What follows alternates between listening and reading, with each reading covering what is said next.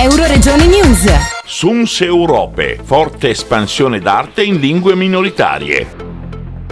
SUNS Europe dal 15 al 30 novembre riporterà il Friuli al centro dell'Europa, presentato dall'assessore alla cultura del comune di Udine Fabrizio Cigolotte e dal presidente di Arlef Eros Cigilino, con il direttore artistico di SUNS Europe Leo Virgili e il presidente della cooperativa Informazione Friulana Carlo Puppo. SUNS Europe è una manifestazione a carattere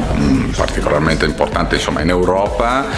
ma soprattutto per le minoranze. Ecco, le minoranze è un termine un po' particolare perché in realtà le minoranze non esistono. Noi qui in Friuli siamo in 600.000 parlanti in friulano e direi che non siamo per nulla una minoranza, anzi siamo la maggioranza della popolazione della nostra regione. Così capita anche in altri posti d'Europa, per cui il fatto di conoscere e di dare supporto a queste realtà credo che sia importantissimo per noi che abbiamo la possibilità di farlo. Non tutti hanno la possibilità di farlo e quindi questi oltre 20 eventi, 20 appuntamenti che vediamo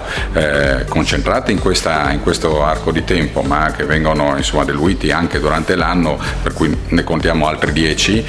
sono così importanti proprio perché danno la possibilità di conoscere anche culture lontane, culture che hanno interessi che sono molto simili ai nostri. Quest'anno il festival è piuttosto ricco e articolato, si spalma su 2 settimane intere dove avremo cinema, musica, letteratura, ospiteremo a Udine più di 50 artisti, rappresentanti di più di 10 minoranze etniche e linguistiche europee,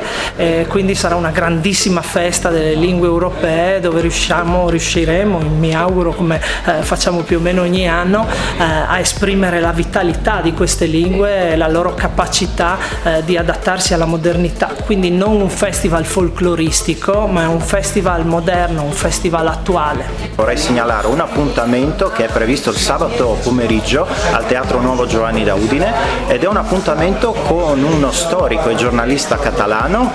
Xavi Milian, che ci parlerà di quanto sta accadendo in questo periodo in Catalogna. Una questione quindi di estrema attualità perché il festival vuole sì portare, produrre, far conoscere le lingue, le identità e le culture di queste comunità, ma non vuole trascurare anche quello che c'è alle spalle, quindi anche l'attualità e tutte le battaglie per i diritti linguistici e non solo che queste comunità stanno combattendo. Comunità di minoranze ne abbiamo un sacco perché andiamo dalle isole Feurier, quindi siamo nell'Oceano Atlantico, passando per il Galles e quindi all'interno del Regno Unito, andiamo a finire nell'Occitania, quello che spesso viene conosciuto come il Midi francese, Paese Basco, paesi catalani li abbiamo già citati, Galizia, Canton dei Grigioni, Bassa Sassonia, in particolare la parte che si trova all'interno dei Paesi Bassi, e poi Sardegna e naturalmente Friuli, per cui c'è un po' di tutto, da nord a sud, da est a ovest, l'Europa nella sua diversità e nella sua pluralità. Abbiamo messo nel nostro programma elettorale, abbiamo cominciato a svilupparlo all'interno del programma amministrativo di questa amministrazione Fontanini, abbiamo già approvato il piano di politica linguistica friulana in Consiglio, abbiamo rivisto il regolamento, abbiamo dato il via alla costituzione dell'Associazione per il Teatro Stabile Friulano e poi tutte le iniziative, tutti gli eventi che ci vengono proposti qui nella nostra città godono di una particolare attenzione, di un particolare sostegno. SUNS è una manifestazione ormai consolidata, riconosciuta, apprezzata da anni. Teatro Giovanni da Udine, che è la principale espressione dello spettacolo dal vivo della nostra provincia, del nostro territorio friulano, non poteva, io dico, non ospitare SUNS e quindi confermiamo quanto già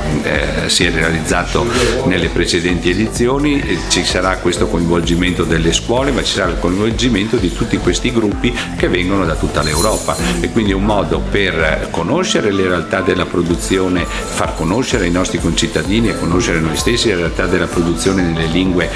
minori del resto d'Europa, però è anche un'occasione per promuovere i nostri gruppi, per farli conoscere e valorizzarli, con l'auspicio che poi anche loro verranno poi ospitati nel resto d'Europa, e quindi far crescere, alimentare la produzione in lingua friulana nel nostro territorio. Ecco, questo credo che sia l'elemento più importante, far crescere la qualità e far crescere l'attenzione nei confronti di coloro che si cimentano anche con le nuove espressioni dei linguaggi contemporanei nella musica, nel cinema, nel teatro, nello spettacolo dal vivo. Da Udine per Euroregione News, Marco Mascioli. Euroregione News.